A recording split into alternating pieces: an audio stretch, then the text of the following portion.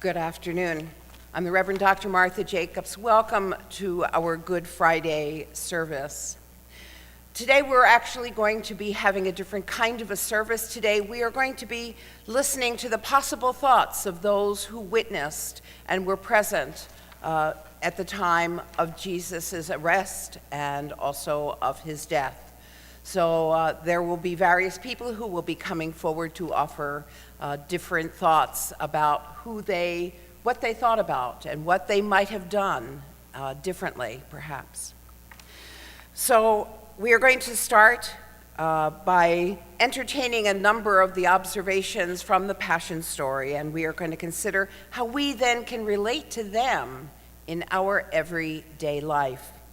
So we're going to take a few moments of silence, and then we will begin with our unison prayer.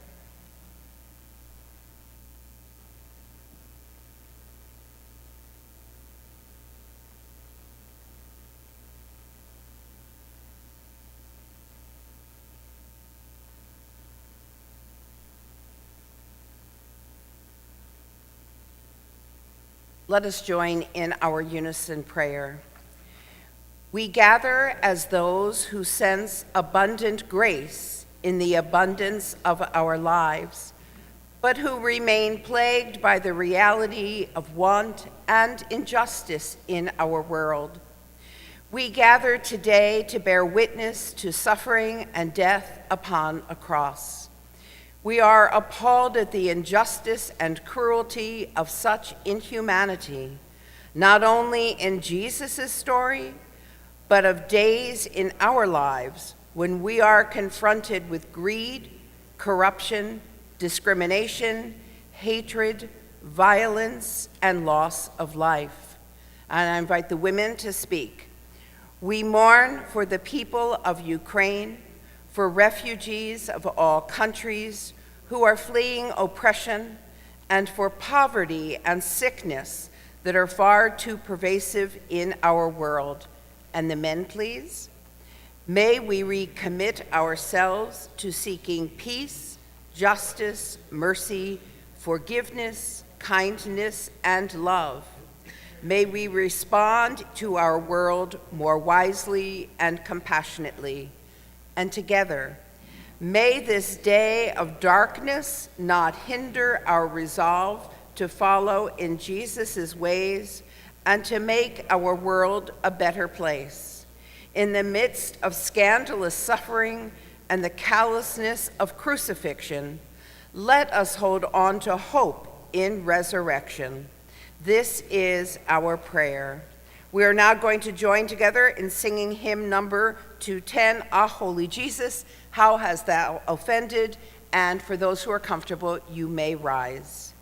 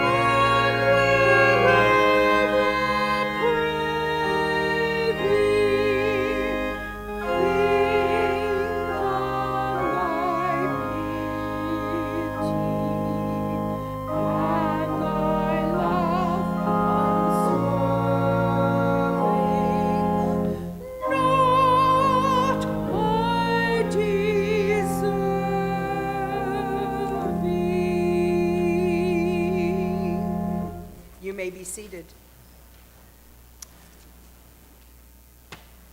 So what else could I have done? What else could I have done? The readings that we are going to hear are a glimpse into what's called the Passion, the story of Jesus' betrayal and death. So I invite you, come and walk with the people that were with him during that time.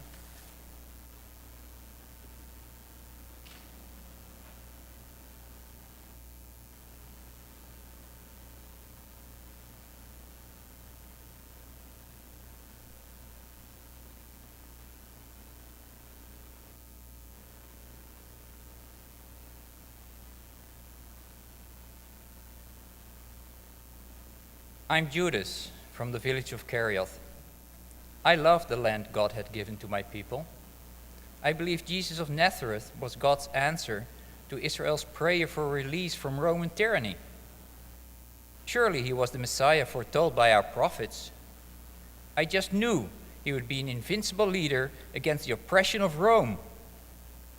But I became impatient for him to demonstrate his leadership by marshaling Israel's warriors in battle. He seemed more interested in being present to needy peasants and blind beggars. It was maddening for me to listen to him talk about loving one's enemies, when what I wanted was for him to knock heads. Why did he waste time with lepers and children?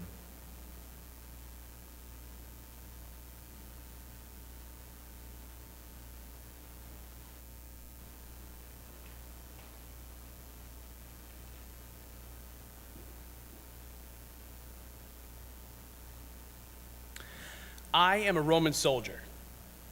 Our cohort was pretty typical, a fierce and cruel band of men. Actually, most of the stinking peasants we have to keep corralled think of us as murderers. But we don't care. It's our job, and we're pretty dang good at it. We're paid for obeying orders, whatever they are. That night, though, that was special. We were out to nab this Jewish rabble-rouser, guy named Jesus. We got a tip as to where he was, and we came armed to the teeth. We came to capture a dangerous revolutionary.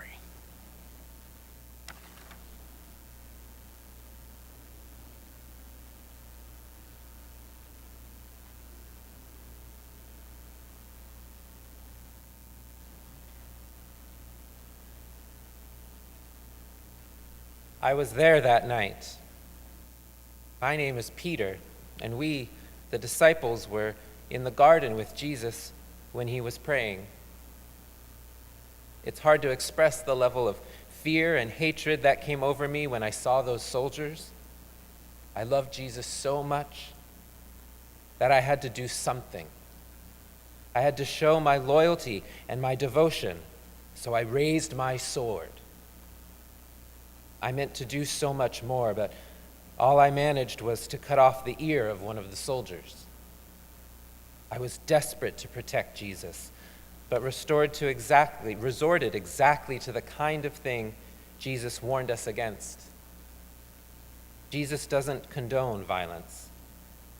And there, facing what was sure to be unimaginable cruelty, Jesus reached out and healed the soldier, one of his enemies.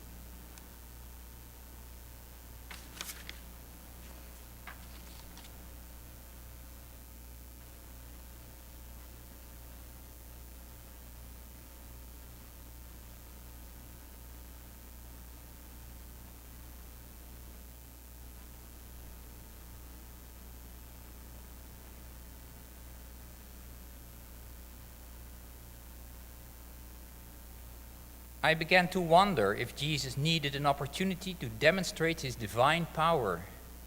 Perhaps I could arrange an opportunity that would force his hand. I conceived a plan that would give Jesus a chance to demonstrate his superiority over Caesar. I offered to lead a squad of soldiers to the Garden of Gethsemane. Jesus would have no choice. He would summon legions of angels to disable Caesar's soldiers. but everything fell apart before my eyes. It was inconceivable that Jesus would allow himself to be taken prisoner. But he did. I was sickened by the realization that I had betrayed God's Son to his enemies. I was desperate. I couldn't undo what I had started. I had betrayed my Lord. I had returned his love with betrayal. I didn't deserve to live. What else could I do?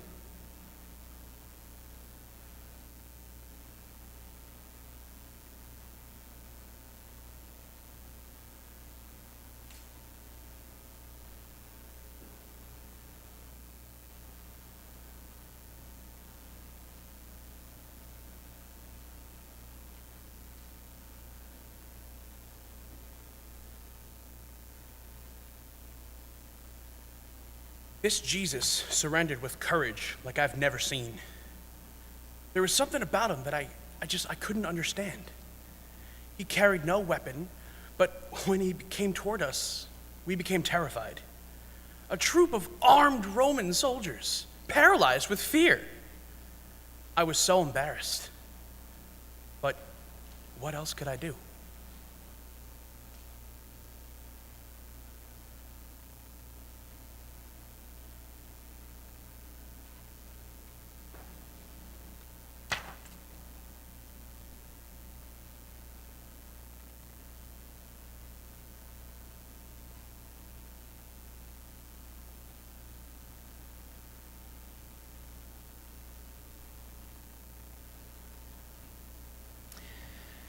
After Jesus was arrested that night, he was given 6 trials, all without witnesses and all at night. They were brutal and cruel to him. Long before he even went to the cross, Jesus was humiliated and beaten. He was all alone. His disciples, well, they were nowhere to be found.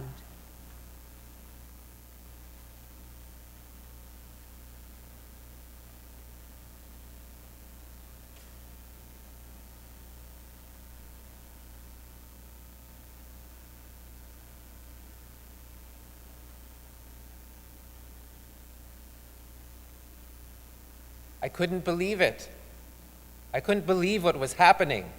I promised Jesus I wouldn't deny him, but that night I denied him 3 times.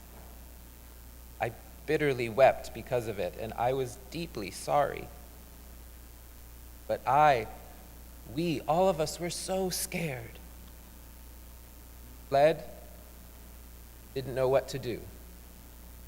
We were in constant fear.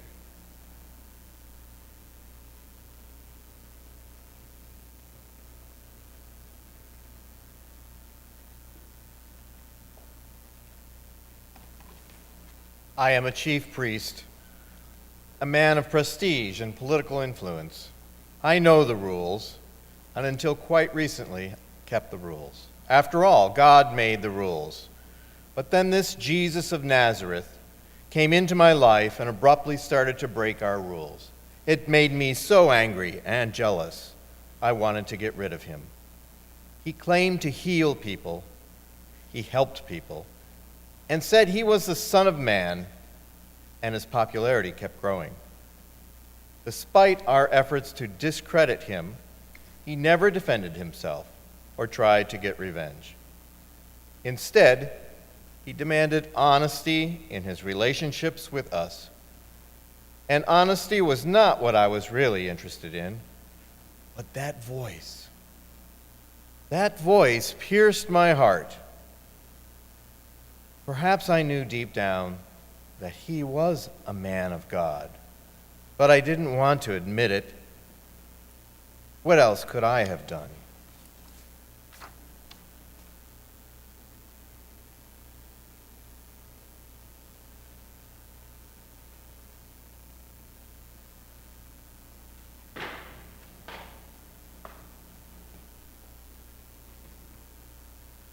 I am Pontius Pilate. Personally, I had nothing against him, although he was known as a troublemaker among his own people. Certainly, as a Roman ruler, I didn't care whether he lived or died. I was curious to hear him, though. He seemed to have a depth and a power about him. I must admit, I came to think of him as a man of truth. Why was he to die? I felt reluctant to let him go, but I'm not sure why. There was something so unusual about him. But I had my job to consider.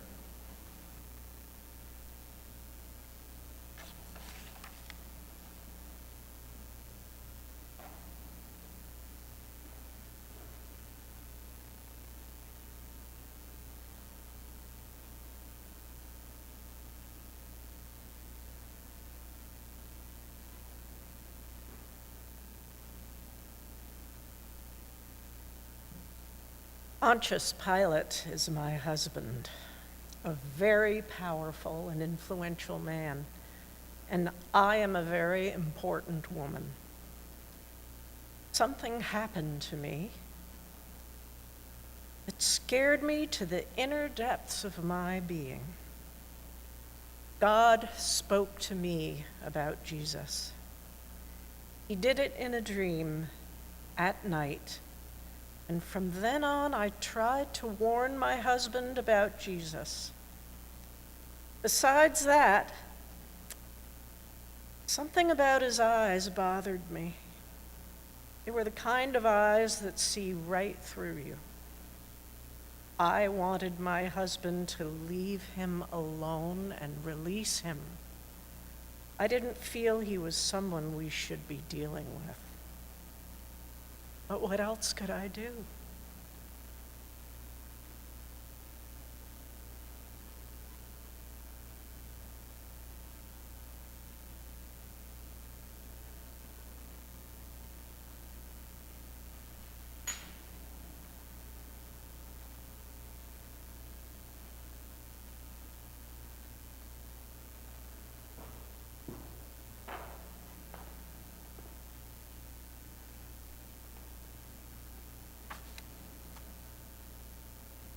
My wife was acting strangely. She didn't become upset often, but when it came to this Jesus character, she pleaded with me.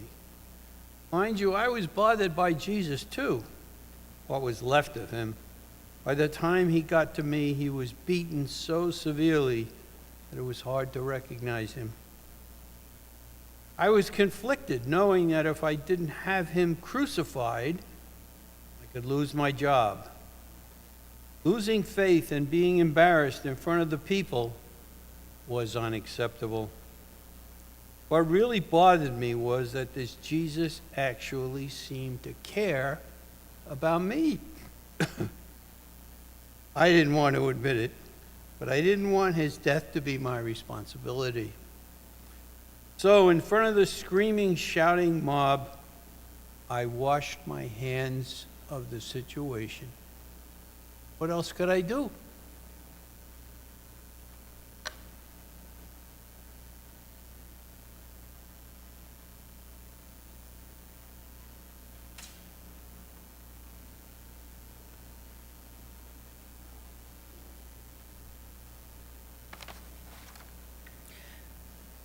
My name is Siren of Cyrene. You probably don't know me, and I don't really understand what the situation was. I mean, I was just a bystander in the crowd when I was pressed into service, carrying the cross of this Jesus to Golgotha. Who is he anyway? I was near to him, and even though he was about to face death, there was a strange peacefulness about him. I didn't have anything against him. And carrying that crossbeam, well, it may have relieved some of his suffering. Look, I did all that I could. What else could I have done?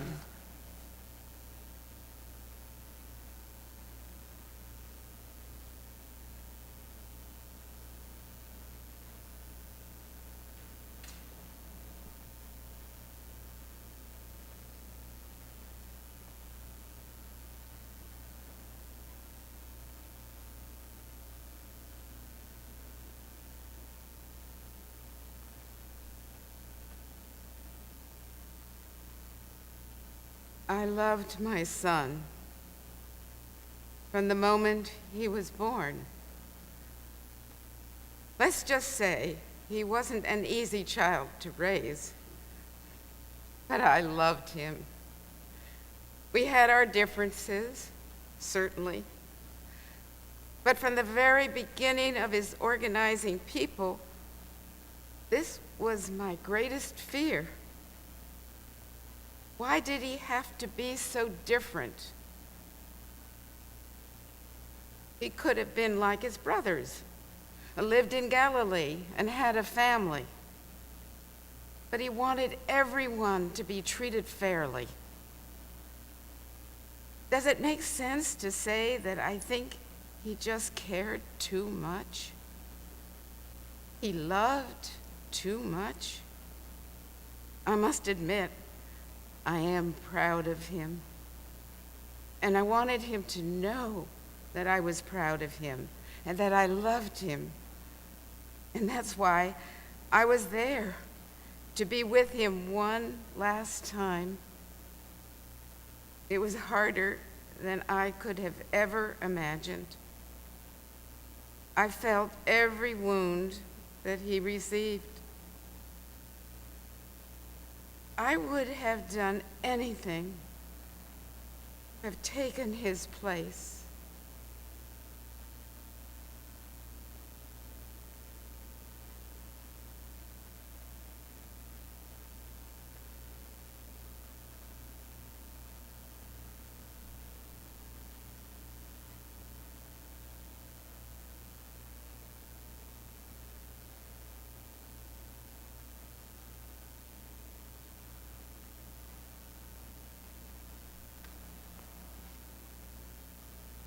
I'm Mary Magdalene.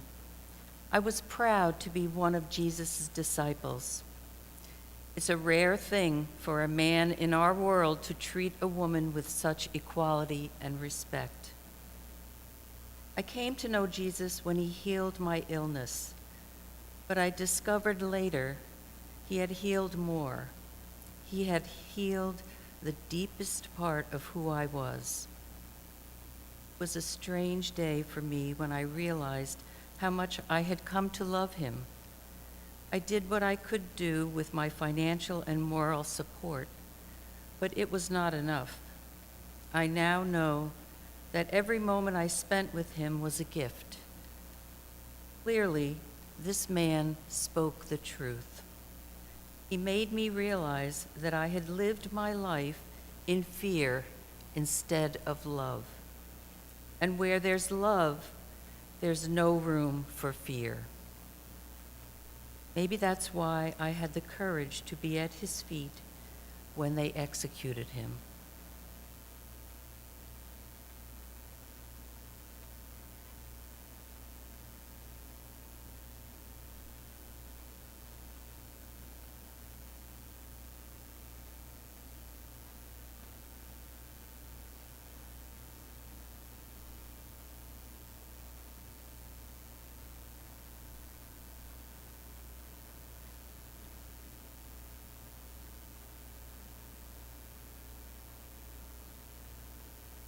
My name is Joseph of Arimathea. I'm not trying to brag, but I'm a pretty big deal. Even without my membership in the Sanhedrin, I'm an important, prominent man. I'm not a terribly brave person, though.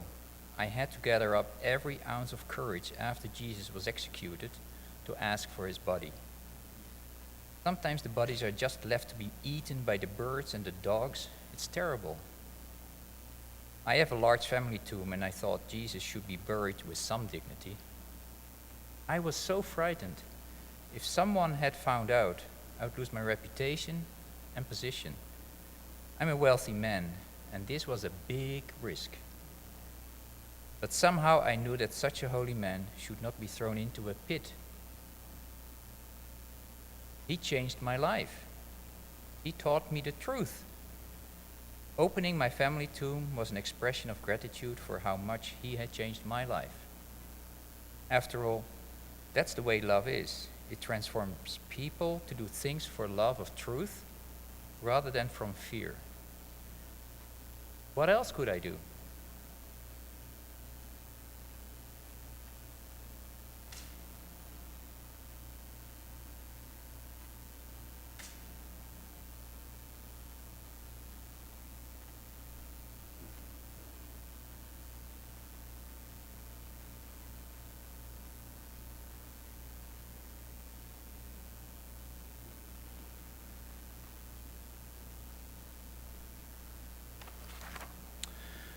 I am a centurion, part of the Roman squad assigned to Golgotha that day. I saw Jesus die. I was just doing my job. I saw so many people die, more crucifixions than I can count. But after a while, you kind of get used to it. Besides, it's what we do. But this Jesus, this ragged bag of bones, he changed me. There was something about him when he died. Call it an inner peace, call it what you will. In spite of all of the pain, all of the suffering we inflicted on him, he had the audacity to beg his God, his Father, to forgive us for carrying out this execution. Who does that? Who begs their tormentors to forgive them? I do think he was kind of special in some way. I wish I'd known more about him.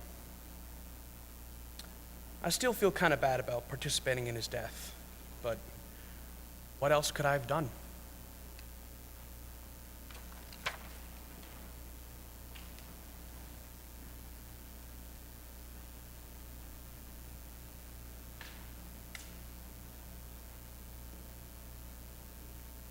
I invite those who are comfortable to rise as we sing hymn number 198, Were You There?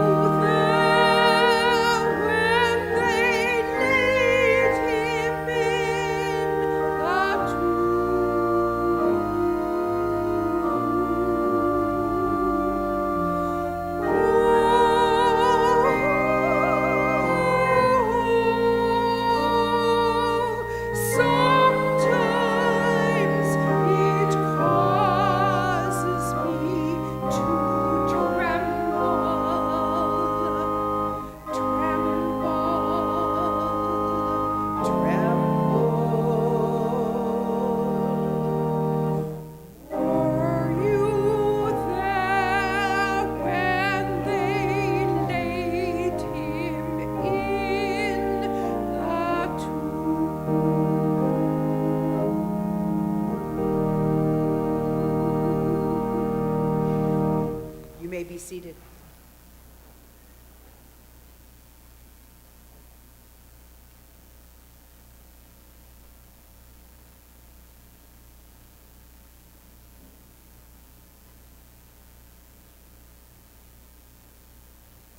What can I say?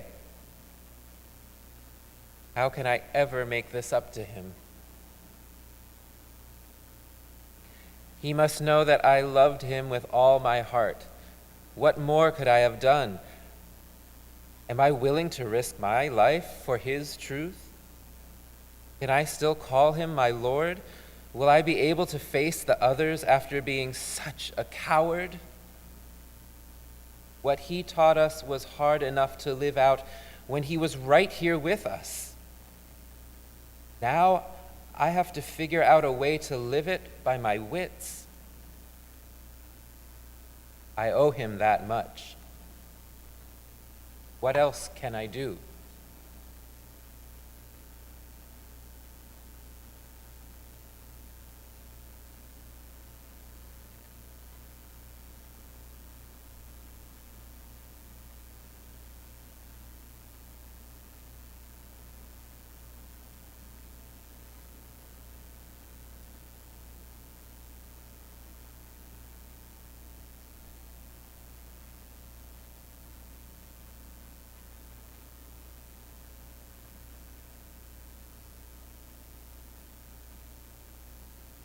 I know I've been given a gift of love so great that I would gladly give my life for the sake of my child. Maybe there are things that I could have done differently,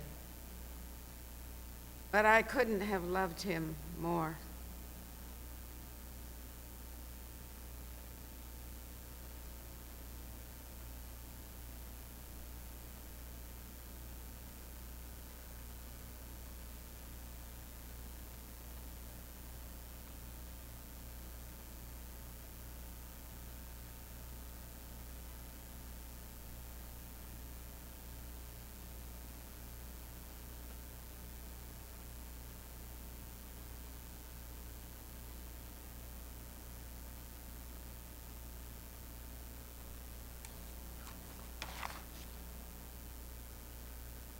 I'll always wonder if there was more that I could have done.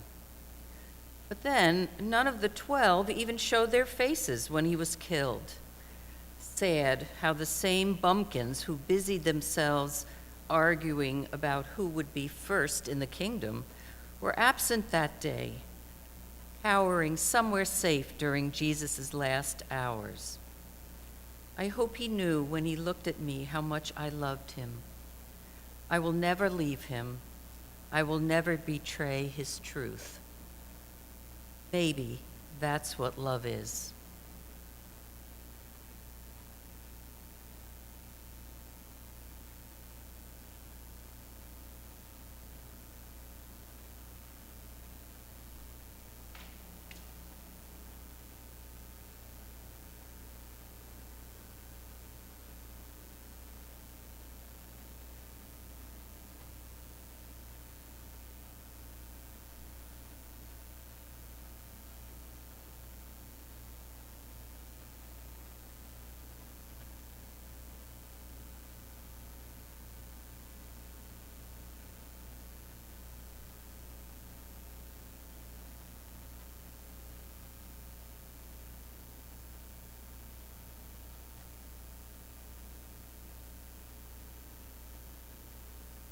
The characters in our story are vastly different from one another. Clearly, when they ask, "What else could I have done?" they don't all mean the same thing.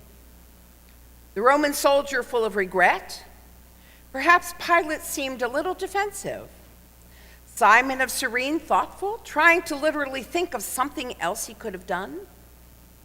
Angry, heartbroken? Where are they all? Where are they coming from when they ask, "What else could I have done?"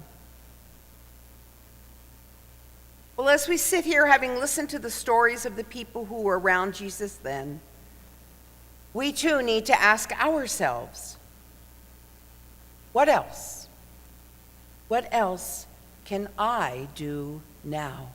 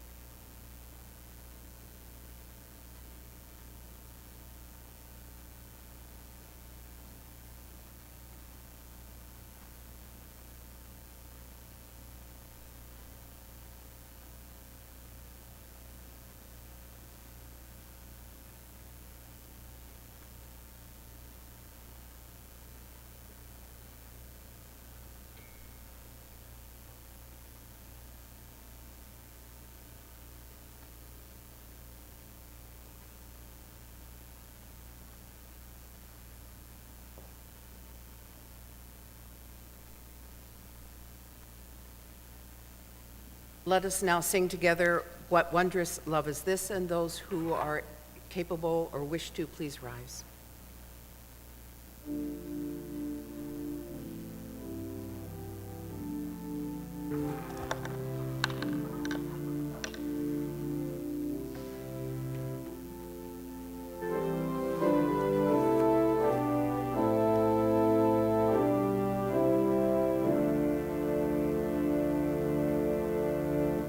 What wondrous love is this?